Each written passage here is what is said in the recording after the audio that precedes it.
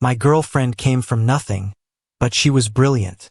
Even at a young age, she got into Parsons, the best design school in the country. To save up for her tuition, I tore up my own acceptance letter and took a job as a factory worker. Later, one of her designs earned her first big break, and it also introduced her to a wealthy heir at the top of the industry. Everyone said they were a power couple, a perfect match. Only my girlfriend wouldn't admit it. "I wouldn't be here today without you," she'd say. "For richer or poorer, I'll always be with you." But then she started pushing me to copy the other guy's style, to dress like him, to put him first in everything. The day she ditched me, burning up with a high fever, to go to him, I knew we were done. When Warren Cole came out of the massive club supporting a dead-drunk Juliana, I was at the entrance, awkwardly trying to explain to the bouncer that I was just there to pick someone up. The bouncer blocked me, saying I didn't have a VIP card. No matter how I tried to prove who I was, it was useless. "You're Juliana's boyfriend? What took you so long?" I looked up. Warren was standing there in the flickering lights, frowning at me. Juliana was slumped against his shoulder, completely wasted, her lips slightly parted, almost brushing against the solid column of his neck. The pose was a little too intimate. I pressed my lips together, tiptoed over, and took Juliana's hand. "Sorry, I was working overtime. I came as soon as I got the call." "Thanks for your trouble," I added. Warren raised an eyebrow, not answering right away, his eyes coolly sizing me up. After a long moment, he said casually, "It was no trouble. Juliana didn't want to leave, you know."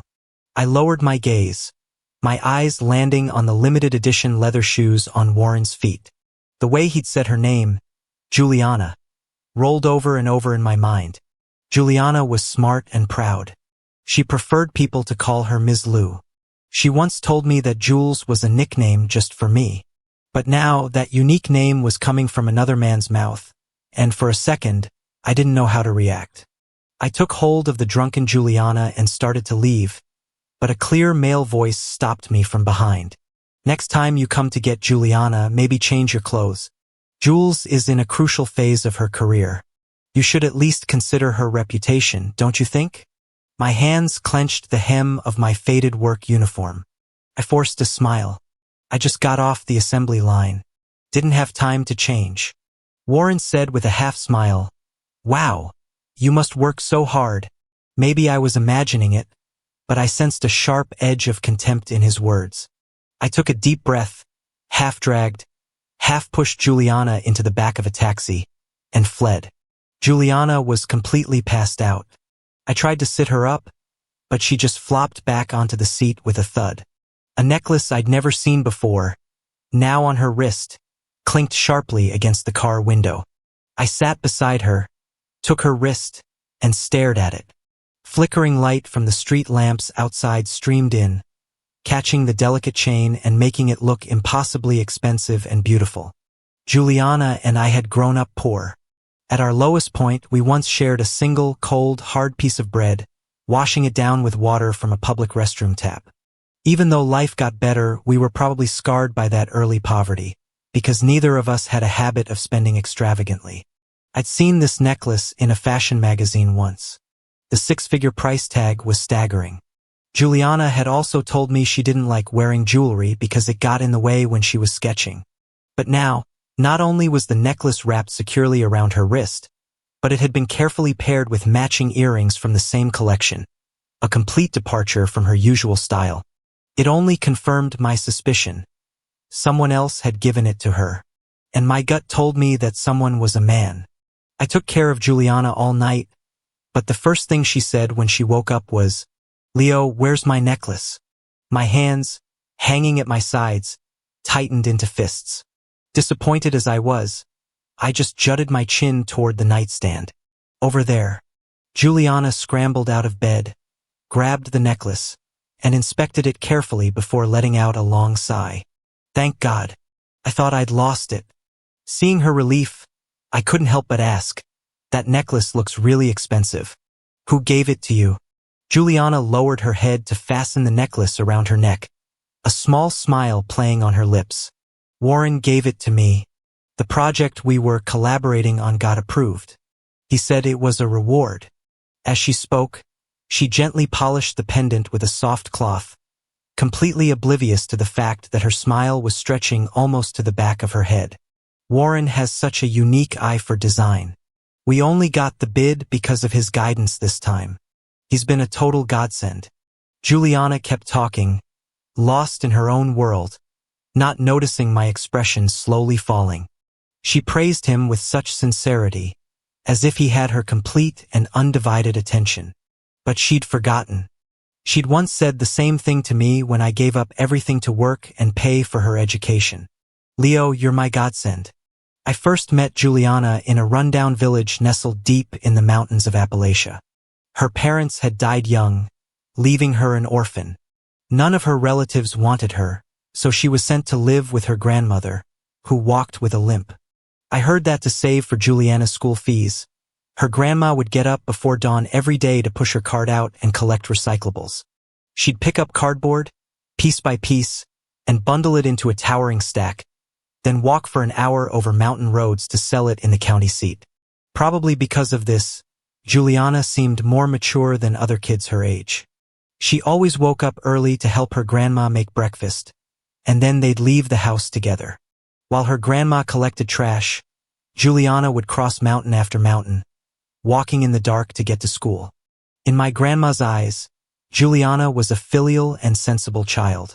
So when I reached the age where I also had to walk to school in the dark, my grandma didn't hesitate to entrust me to her. Juliana, our Leo is a handful. From now on, I'm counting on you to protect him. My grandma said the road to school was too long and dangerous for a boy to walk alone. She'd feel better if Juliana was with me. I hid behind my grandma, peeking at the girl standing by the mud brick wall. She wore a faded dress, but her eyes were exceptionally clear and bright. She smiled at my grandma, her eyes crinkling. Of course, Grandma, I'll definitely look after him. For some reason, the moment she said she would protect me, my heart started to pound violently. The strange new feeling was overwhelming, and I could only press myself tighter against my grandma's back. It wasn't until I was older, when I saw people around me starting to date, that I realized that jolt was what people called a crush. My grandma pulled me out in front of her, slung a cloth bag she'd stayed up all night making over my shoulder, and told me to follow Juliana. You hold on tight to Juliana's clothes. The mountain path is rough, don't get lost. I pressed my lips together, not daring to speak, still trying to process the sudden, unfamiliar emotions. Juliana, thinking I was scared of her, gave an awkward smile and tried to smooth out the wrinkles in her skirt. Don't worry. My clothes aren't dirty. I still couldn't move, afraid that getting any closer would make my heart beat even faster. Juliana picked up a dry branch from beside the wall and held it out to me. Why don't you hold on to this? That way you won't get lost. Urged on by my grandma, I slowly took hold of the branch and followed Juliana onto the path to school. And I followed her for 9 years. On our walks in the dark, we'd run into wild dogs and crazed vagrants sleeping among the graves. Whenever I was terrified, it was Juliana who would grab a rock from the roadside and drive them away. She often got scraped and bruised protecting me. But every time, she'd act like nothing happened and turn back to comfort me, my eyes red with fear. It's okay, Leo. I'll protect you. I'll always protect you.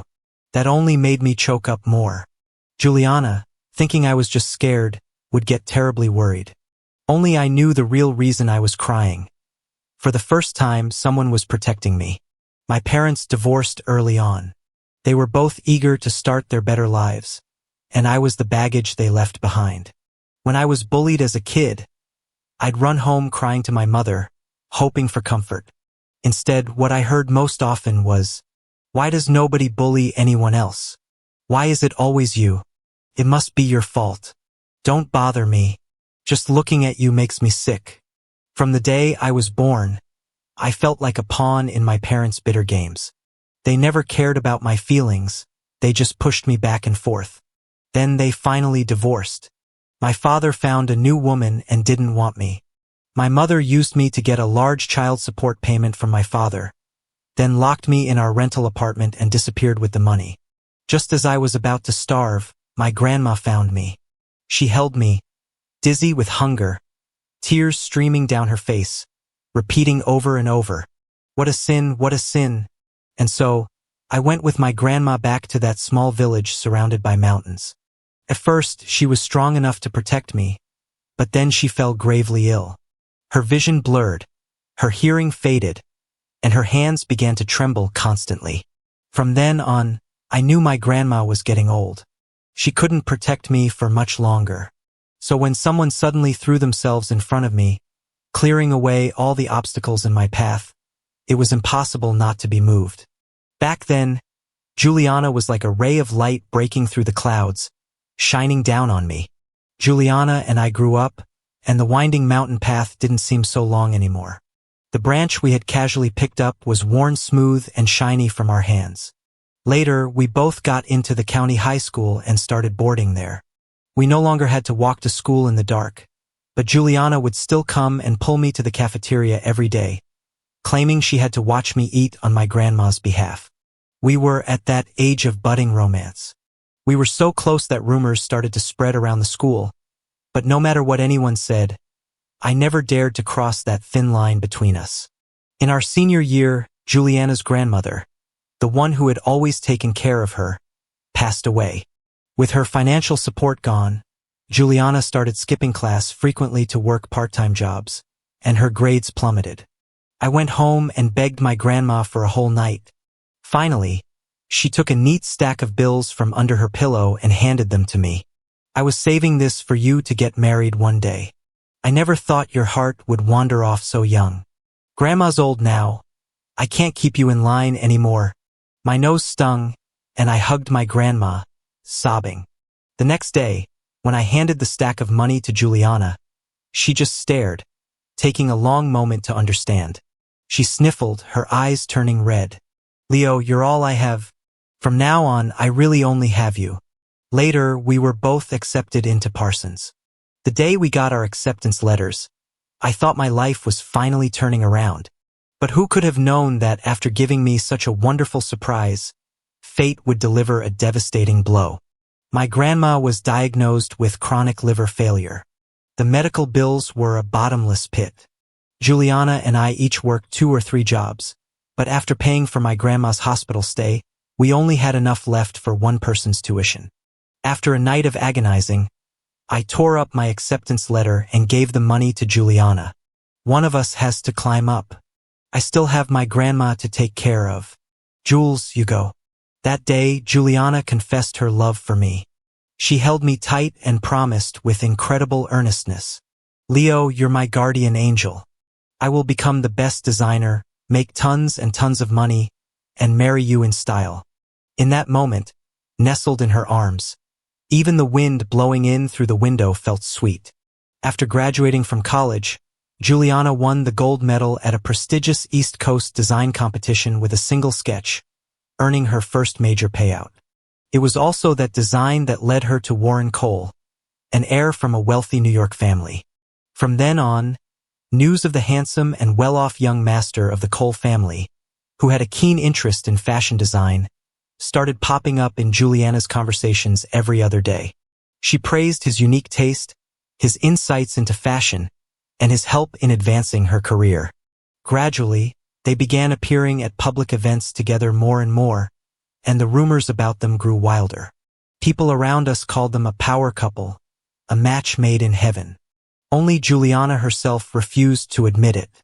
Whenever I confronted her with the rumors, she would just hold me tight and explain patiently, "I'm only with him for work. Don't worry about it. Leo, I'll never forget how good you've been to me. I wouldn't be where I am today without you. In the future, whether we're poor or rich, I will always be with you." I used to believe her, until the day she took me to a very high-end steakhouse. It was Juliana's birthday. I had asked my line supervisor for the day off early, put on a new shirt I'd bought, and carefully styled my hair for our date. But as soon as we sat down, Juliana frowned. "What are you wearing?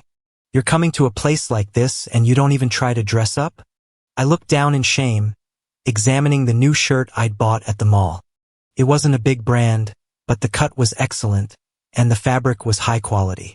By any measure, it wasn't inappropriate for the occasion. I didn't understand why she was judging me so harshly. A second later, she pulled out her phone and opened Warren's Instagram. Let me show you what Warren wears on his dates. Her finger swiped lightly across the screen, quickly pulling up a few of Warren's photos. The man in the pictures was handsome and charming. His good looks paired with one limited edition designer suit after another, making him look incredibly sophisticated. This is what's normal to wear to a steakhouse. See how well those suits match his vibe. With that, she took my phone. I'm sending you his style photos. From now on, you should study his fashion sense. You know how high the standards are in our design circle. You need to learn so you don't embarrass me when we go out. My hands gripped the fabric of my pants. It felt like she had thrown a bucket of ice water on me, ruining my entire day. Is Warren really that great? Juliana actually nodded seriously. He is. He's a rich kid, but he doesn't have an attitude. Most importantly, his fashion sense is incredibly sharp. He's like a compass for our industry. Sensing my mood drop, she quickly added an explanation. I'm only praising him because he's exceptional. Leo, you're still the most important person to me. As she spoke, she moved the steak the waiter brought over in front of me. Just as I reached for the knife and fork, Juliana pressed my hand down. Leo, didn't you study restaurant etiquette at home beforehand? If you eat steak like that, people will laugh at you. In front of the waiter, she switched the knife and fork in my hands, explaining to me how to use them correctly while also explaining to the server. My boyfriend has never been to a place like this. Sorry for the scene. My face burned with shame. I wanted to find a hole to crawl into. Throughout that meal, Juliana went on and on about how elegant Warren was, how he always knew the right thing to do. She sat there in her stylish suit, talking animatedly, while I just kept my head down, listening quietly, the food tasteless in my mouth. After staying up all night to care for a drunk Juliana and then working a full day, I came down with a high fever that night. Juliana rushed back from her studio as soon as she got my call. How did you get sick from one sleepless night? Your immune system is terrible.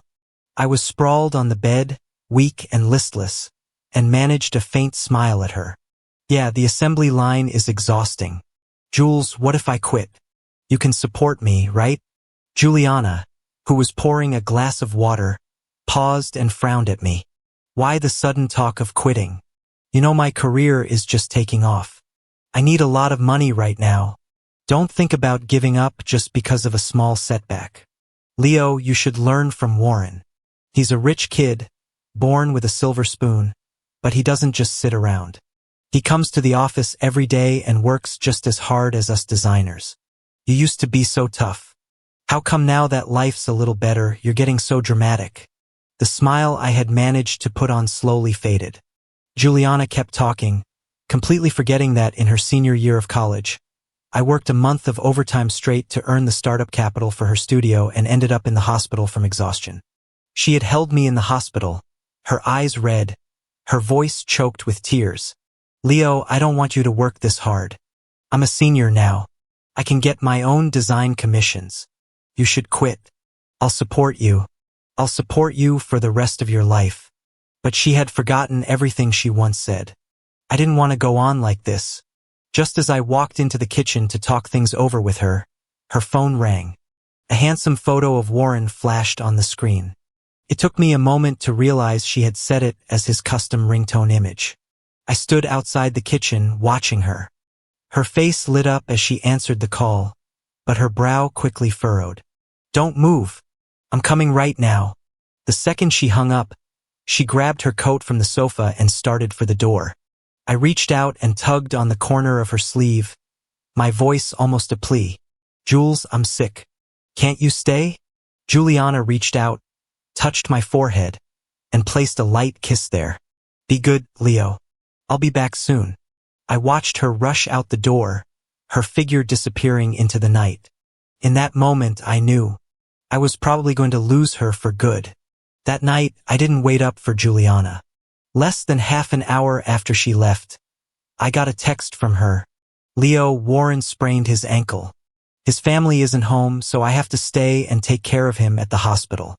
Take your medicine and get some rest. Call me if you need anything. I clutched my phone, lying in bed in a daze for a long time. In the middle of the night, my forehead grew hotter and hotter. I started throwing up repeatedly. I knew I couldn't stay alone anymore. After struggling for a while, I finally called Juliana. The phone rang twice before it was disconnected. I slumped onto the cold floor, too weak to even crawl back up. The pain racking my body made my hand tremble as I dialed her number again. This time it went straight to a message. The user has switched off their phone. I quietly hung up, curled up in the darkness as a wave of pain washed over me, drowning me in the deepening gloom. 10 minutes later, the will to survive made me open my eyes again. I grabbed my phone and blindly dialed a number. This time, the phone was answered after just 2 rings. A lazy, deep voice came from the other end. Leo, you finally called me. It was a man's voice. I stared at the name Jax on the screen, paused for a moment, and finally managed to croak out a plea for help. Help me. I feel sick. On the other end, I heard the sound of a glass shattering, followed by the man's urgent voice. What's wrong? Where are you right now? I'm coming over immediately. An hour later, I was being wheeled into the emergency room. It took the doctors 3 hours to stabilize my condition. When I was transferred to a regular ward, Jax was standing at the door, holding a stack of lab reports, one hand in his pocket, looking at me. Acute meningitis. The doctor said if you'd come in any later, you'd be dead. A shiver of fear ran through me. I thanked him again and again. Jax chuckled, shrugged, and helped me onto the hospital bed. What's there to thank me for? It's what I should do. You saved my life once, now I've saved yours. We're a couple of unlucky brothers, aren't we? I couldn't help but smile at him. It was true I had saved Jax's life a year ago. Jax was a well-known investor in NYC. I'd heard his father and Warren's father were business partners, and he and Warren had known each other since they were kids. A year ago, there was a sudden power struggle in Jax's family. To seize control of the company shares, a branch of his family had drugged his drink with a hallucinogen, hoping to get him to sign over the shares while he was incapacitated. Unfortunately for them, Jax figured out the plan halfway through. Though he'd had the drink, he managed to escape. He fled into a back alley, only to run into some desperate thugs from a bar. They started roughing him up, and because of the drug, he was powerless to fight back. I happened to be passing by, called the police, and took him to the hospital. After that, Jax came to find me and gave me his phone number. Call me if you ever need anything. I'll do everything I can to help you. But I knew my place. Someone from my background couldn't be friends with a wealthy NYC heir. Calling him frequently would only be a bother. If I hadn't been at my absolute limit this time, I never would have made that call. According to the doctor's orders, I needed to stay in the hospital for 7 days of observation and 4 treatment before I could be discharged. Jax was at the hospital every day, taking care of everything. Over those few days, we slowly got to know each other better. Unlike the rich kids I'd imagined, Jax was always warm and approachable, without any of that arrogant, superior attitude. During those 7 days, Juliana never called me once. She only sent 2 texts on my 3rd day in the hospital. I'm going on a business trip for a couple of days, about a week. I won't be coming home. Call me if you need anything. It was as if my being sick had been completely forgotten. As long as I was quiet and didn't make a fuss, she just assumed I was fine. Jax had pieced together the state of my relationship with Juliana from things I'd said. When he saw the text she sent, he exploded. What kind of girlfriend is that? She ignores you completely but fawns all over someone else? You're just too soft. If it were me, they'd both be pushing up daisies. Jax stood there, ranting while I sat and listened quietly. I felt an unprecedented sense of release. Later, I asked him, I heard your family and the Cole family are old friends. Why does it seem like you don't like Warren? Jax scoffed. That's all rumors. We're not old friends. Warren's father pulled so many shady tricks behind the scenes just to do business with my dad. As for that playboy Warren, I like him even less. He's the fakest person on the planet. I guess only a blind person would fall for him. With that, he pulled out his phone, opened Warren's Instagram, and waved it in front of my face. Heard he's got a new girlfriend. He's on vacation with some other woman right now. Curious, I leaned in for a look. After just one glance, I couldn't smile anymore. In the photo, Warren was sitting on a yacht, laughing happily. His well-defined hand was being held by someone else. His eyes were bright, his face full of smiles. The caption underneath read, "My heart was a high-stakes gamble, and you're the winner holding all the chips." Jax read the caption out loud a few times, making gagging noises as he did. Isn't that disgusting? Seriously? It's like he wants the whole world to know that the great Warren Cole is in love. I stared, trembling, at the two clasped hands in the photo. Even without seeing her face, I knew exactly who was with Warren.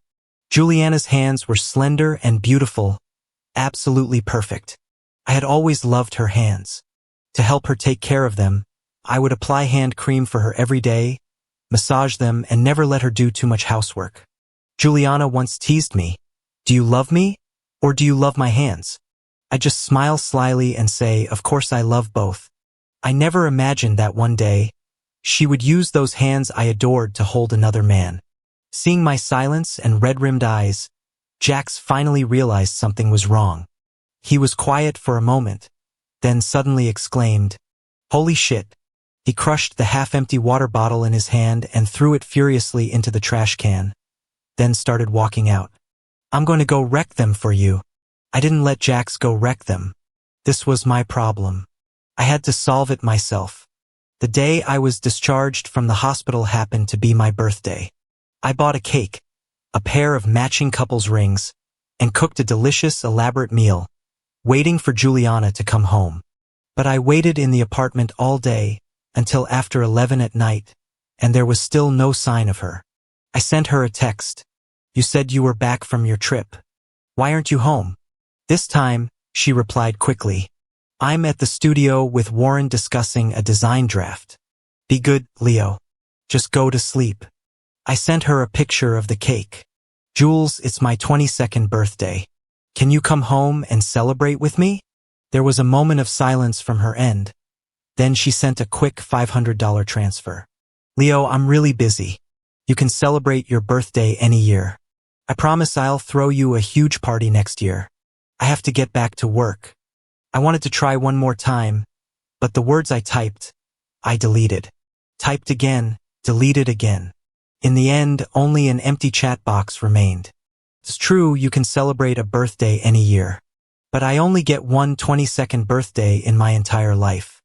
A sudden downpour began, huge raindrops splattering against the window pane, extinguishing all my hope. Years ago, in weather just like this, Juliana and I huddled together for warmth in our leaky rental. We had both just been accepted to Parsons, but all the money we had combined was only enough for one person's tuition. I tore up my acceptance letter in front of her and gave her the chance. She looked at me, her eyes red. "Leo, I will be so good to you. I really wish we could get married right now." I blushed, covering my hot cheeks with a towel, pretending to be annoyed. "Get married? We're not even the legal age yet. You can't corrupt me." Juliana pulled me into her arms. "Can wait, Leo. I swear, the day after your 22nd birthday, we'll go get our marriage license." But now that I was actually 22, she had forgotten everything. I threw the couple's rings out the window, lit the candles on the cake by myself, and sang Happy Birthday to the sound of the rain. When the song was over, I cut myself a slice of cake and made a new wish. "Leo, it's time to start a new life." With red eyes, I ate that piece of cake, swallowing all the pain and bitterness along with its sweetness. Then I called Jax. "Jax, I've made up my mind." With Jax's help, I rented a new apartment. My love life was a disaster, and my career wasn't doing much better. The textile factory where I worked had been doing poorly for years and was going through massive layoffs.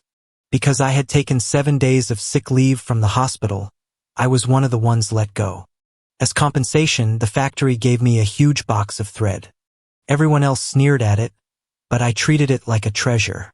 I had always loved fashion design. In my spare time, I'd always be sketching, cutting, and sewing clothes to sell online.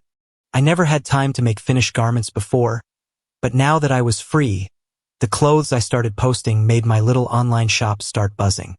I used the thread from the factory to make clothes with intricate, heavy embroidery. I didn't expect much business, but my first piece sold less than 15 minutes after I listed it. 2 days later, the customer who received it messaged me and placed an order for 3,000 pieces. If I could complete this order after costs, I stood to make close to $100,000. I stared at the number in the chat box, completely stunned, and confirmed it with the client several times. After some back and forth, we agreed on a 3-month delivery time. To secure the order, I asked for a 30% deposit up front, which he readily agreed to. I excitedly called Jax, and with his help, I rented a small workshop. We bought a few used heavy embroidery machines from a second-hand market. I thought that once I had the pattern samples down, production would be smooth sailing, but I ran into a problem while making the samples. The thread the factory gave me was high quality, but it had major issues with dye bleeding. Using the original thread would save a lot on costs, but the finished clothes would bleed color when washed. Although the severity of the bleeding depended on the fabric, it would still affect the overall look. How could I save costs while still producing the highest quality work? Even with all my years in the textile industry, I still lacked experience with these kinds of problems. To solve this, I took a train to Boston to find my old mentor, who had retired there years ago. My mentor's name was Professor Lowell. He had once been a wealthy second-generation kid from a prominent family. His family had sent him to a rural village to volunteer teach as a way for him to experience life. Our entire school was under his tutelage. Decades had passed. Professor Lowell no longer had the youthful vigor of his past. His face was lined with wrinkles, but he carried himself with a dignified and commanding presence. He was quite surprised when I told him I had come to solve a problem with heavy embroidery. I always thought it was such a shame when you tore up your acceptance letter for Juliana all those years ago. Later, I heard from your old classmates that you'd stopped studying. I thought you'd really given up on design, but I never expected you were secretly studying embroidery. I scratched my head, a little embarrassed. Giving up school back then was partly to give Juliana the chance, but it was also because my grandma was very sick. If I had gone to school, there would have been no one to take care of her. The decision to give up my spot for Juliana had been a huge internal struggle. What ultimately made me decide to quit school and go to work was my grandma's urgent need for money for her treatment. My mother may not have wanted me, but my grandma was incredibly good to me. If she hadn't rescued me from that rental apartment when I was a kid, I probably would have starved to death. So when she was sick in bed, I couldn't bring myself to abandon her. Even though all my hard work couldn't save her life, I did my best. That was enough. Professor, I'm starting over now. It's not too late, I said, looking at him with determination.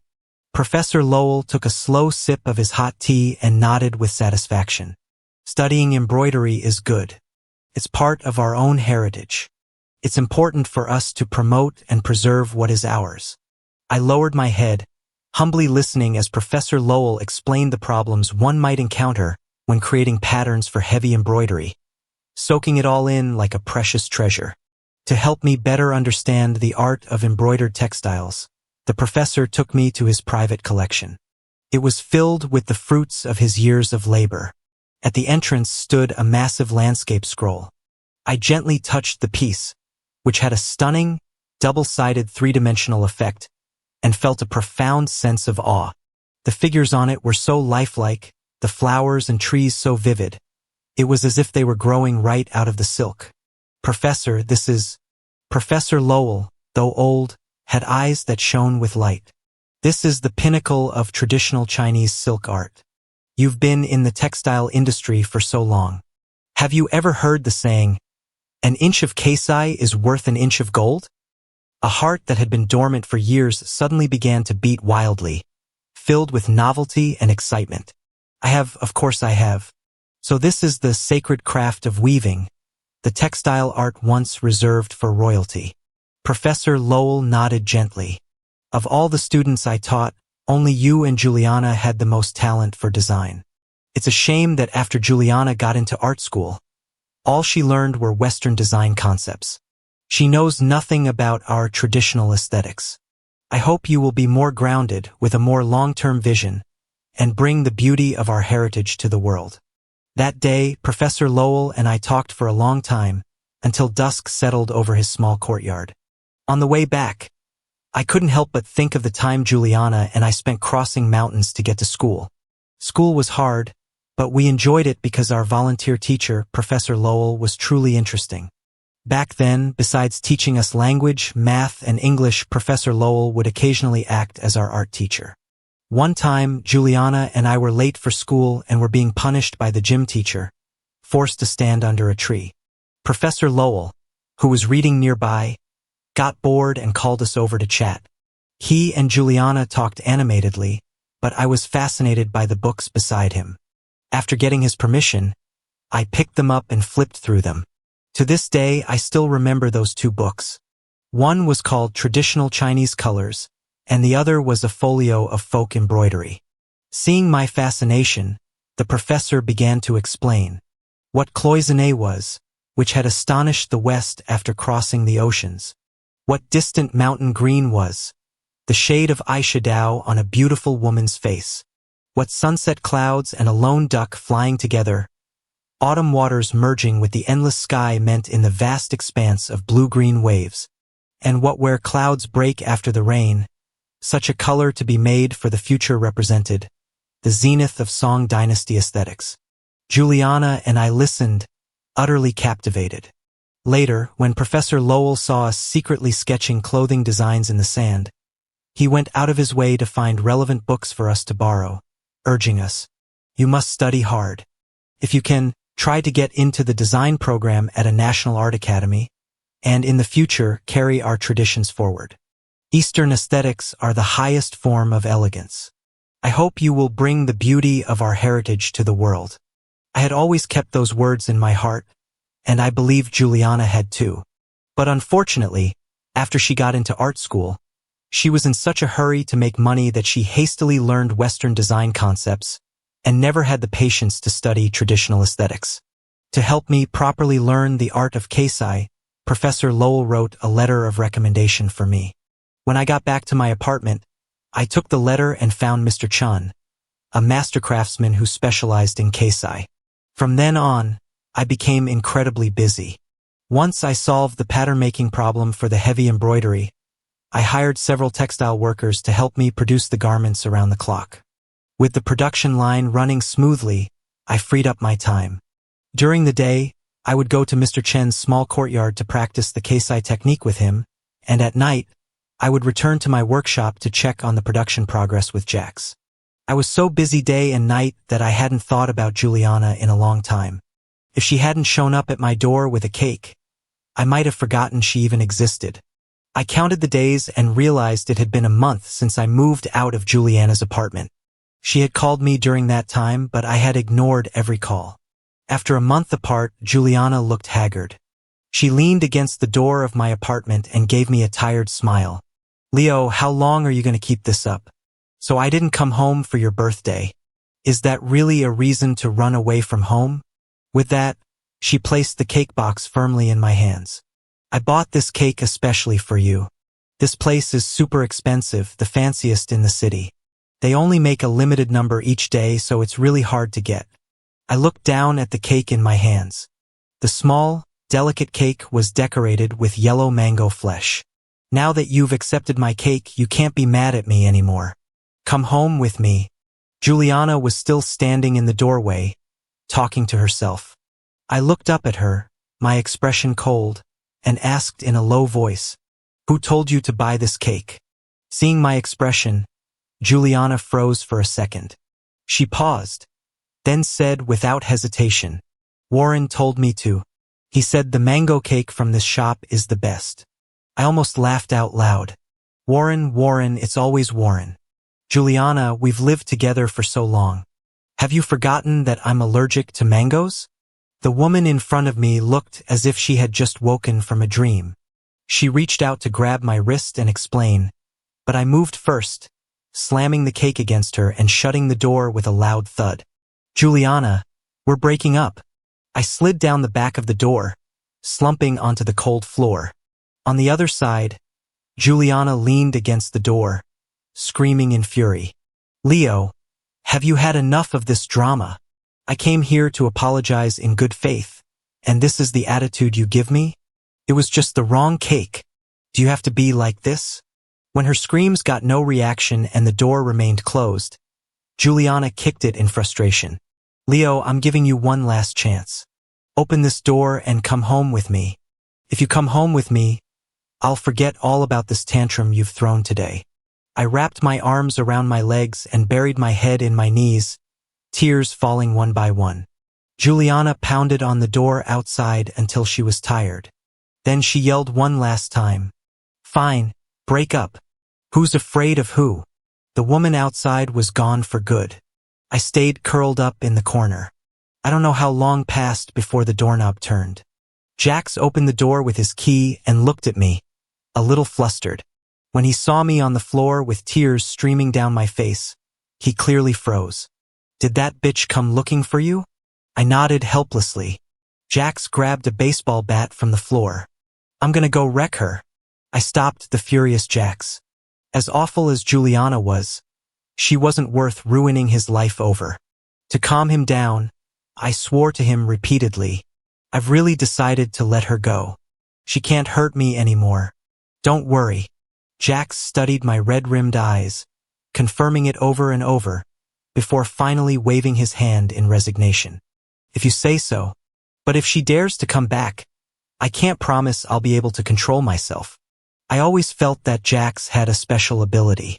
Just talking to him for a bit could make me forget a lot of my troubles. After our fight that day, Juliana really didn't come looking for me again. That was for the best. It gave me more time to focus on what I loved without being plagued by emotions. I thought that as long as I didn't see her, I would one day completely forget the pain she had caused me. But fate didn't give me a chance to escape. In just a week, I ran into Juliana again. Only this time, there was a man by her side. When Warren appeared before me with his arm linked through Juliana's, the disdain and mockery in his eyes were practically overflowing. Leo, aren't you working on an assembly line? What are you doing at the fabric market? I looked up and met Juliana's eyes. Her gaze was completely cold. I silently looked away and continued picking out fabric, ignoring Warren. Being ignored, Warren got flustered. He brazenly tightened his arm around Juliana's, pulling her even closer. Look at you. Are you planning on producing your own clothes? With the little experience you picked up on the production line, you'd better not lose all your money. My eyes fell on her arm linked with Warren's. Juliana noticed my gaze, but showed no guilt. Instead, she pulled his arm over, allowing him to hold her even tighter. How sweet. I couldn't help but sneer. That's none of your business. Mr. Cole should just worry about himself. Warren, always so high and mighty, was not used to being brushed off. He whined to Juliana like a child. Look at him, he's bullying me. You have to help me. Juliana gently patted his head, trying to soothe him. He doesn't know any better. Let's just ignore him. It's not worth getting upset. I completely ignored their lovey-dovey act, finished selecting my fabrics, confirmed everything with the shop owner, and was about to leave. But then Juliana said to the owner, Sir, all the fabrics Mr. G just wanted? Send them all to my studio first. I'm a regular customer. You should prioritize me. I froze, looking at Juliana in disbelief. She just smiled at me, completely at ease, then turned to Warren with a gentle expression. Warren, do you feel better now? Warren looked smug, resting his head on Juliana's shoulder. I knew you wouldn't let me get bullied. With that, he started rushing the shop owner. Didn't you hear what Juliana said? Hurry up and send all these fabrics to her studio. He finished with a provocative glance in my direction. I'll pay double the price. The fabric owner looked at me, completely torn. I knew the Cole family's status in New York. These shop owners didn't dare to cross him. But if I let them take the fabric, my production schedule would be delayed, and it would be hard for me to do business in this market in the future. I looked up at Juliana, trying my best to stay calm. Your studio mainly does women's suits and formal dresses. These fabrics aren't even suitable for that. I thought that, based on our years together, she would at least help me out a little. But Juliana just turned her head and said coldly, "Even if I don't need them, I'll buy them if it makes Warren happy." I opened my mouth to speak, but for the sake of my business, I chose to soften my tone first.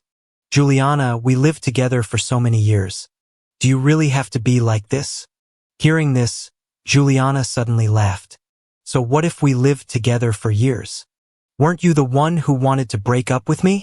Since we broke up, we should make a clean break, shouldn't we?" I stared at Juliana, suddenly feeling like she was a complete stranger. Just then, Jax, who had come to the fabric market with me to hang out, rushed in from the back entrance holding a fire extinguisher. Before Juliana could react, he slammed it with a loud clang onto the shelf behind her. The massive noise and vibration made her scream and fall to the ground. The shock was so great that her vision went black, and she fainted. Jax threw the fire extinguisher on the ground and pointed at her, roaring, "A clean break? Huh? If that's the case, then how about you pay back the money my boy Leo spent putting you through school all these years?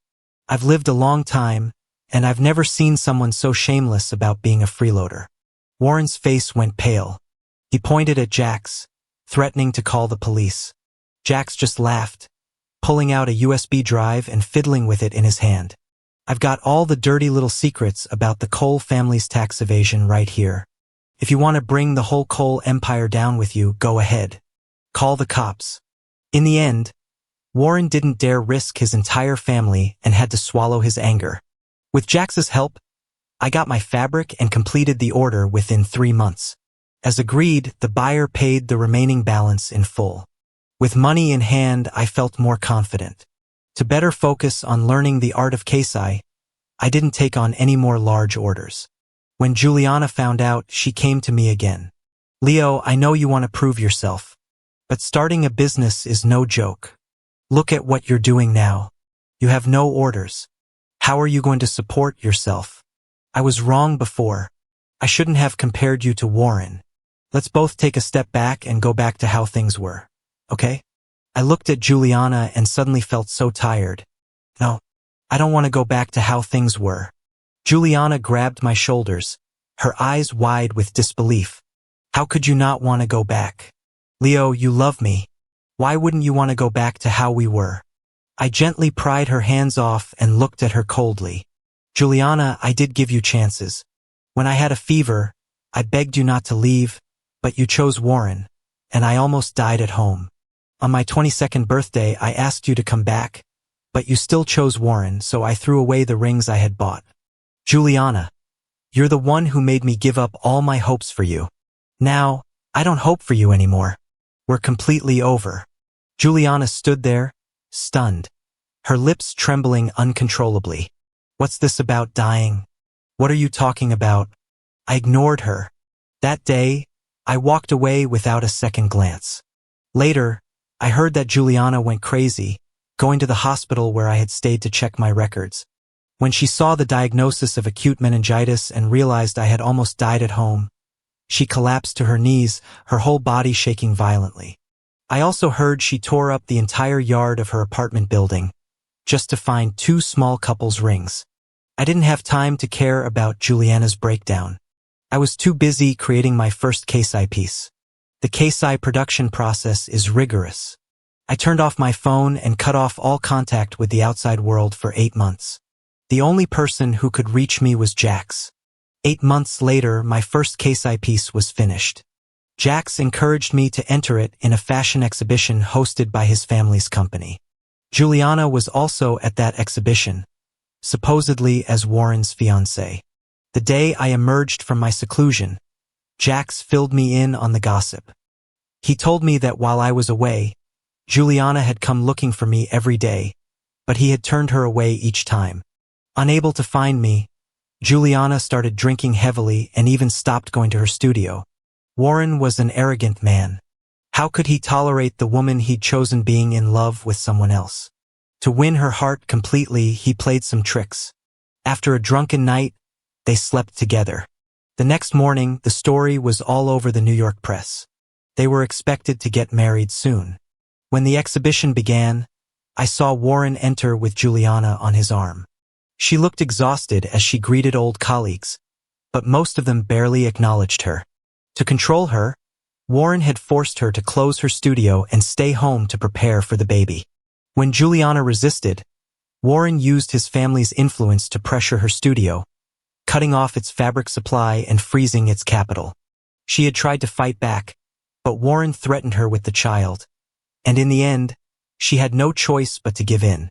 Now, unable to produce any outstanding work, Juliana was no longer the shining star she once was in the industry. Jax asked me if seeing Juliana now still made me sad. "If you're upset, I don't mind going over there and smashing something for you again." I looked up at Juliana, meek and submissive beside Warren, and suddenly smiled. Make me sad? The way she is now, she's not even worthy. My piece was scheduled for the end of the exhibition, the crowning jewel of the entire show. When I stepped onto the runway wearing the garment I had woven with my own hands, a wave of gasps rippled through the audience. I was incredibly excited, but I forced myself to stay calm, explaining, detail by detail, the beauty of our country's traditional aesthetics to the attendees. The debut of the Keisai piece stunned everyone present. After the presentation, I walked off stage to a storm of applause. I looked down and saw Juliana standing in the crowd, her eyes filled with an emotion I couldn't understand. The next second, Warren, standing beside her, slapped her across the face and dragged her away in a rage. Later, I heard that Warren brought a relative of Juliana's, a man named Julian, to live in their home.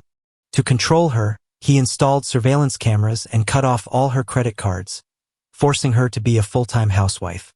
In just 2 short years, Juliana went from being a rising star in the design world to a housewife with empty eyes. Even more unexpectedly, after they were married, Warren, emboldened by his family's power and wealth, began to cheat. When Juliana asked for a divorce, Warren demanded she leave with nothing. They fought over assets for a long time. To escape, Juliana collected evidence of the Cole family's tax evasion. After she reported them, the family's finances were investigated, and the once mighty Cole family of New York fell overnight. The Coles harbored a deep grudge against Juliana for this. Within half a month, she was in 3 car accidents. I heard that in the last one, the hands she was so proud of, the hands that drew her designs, were crushed by a car. She could never sketch a design again. 6 months later, news broke that Juliana, who was suffering from severe depression, had dragged Warren into the river with her. When their bodies surfaced, they were still locked in a death grip. Hearing the news from Jax, I felt a wave of sorrow, but I didn't have much time for reflection. I was too busy. The exhibition hosted by Jax's family was a massive success thanks to the appearance of the Keisai artwork. After that show, more and more people began to pay attention to traditional Eastern aesthetics. Jax and I joined forces to register our own clothing brand. The day our ready-to-wear line launched, it received widespread acclaim. With his family's support, our brand grew larger and larger, finally breaking onto the international stage 3 years later, appearing at Paris Fashion Week. 3 years later, I returned to Boston with my good news to see Professor Lowell. We talked for a long time. The professor told me, Eastern aesthetics are the highest form of elegance. They may have been quiet for a time, but things with deep roots will always see the light of day again. People are the same way. We may be covered in dust, we may be defeated and hurt, but a true gem, if it is resilient enough to break free from the past, will eventually have its dust wiped away and shine brightly enough to light up the world.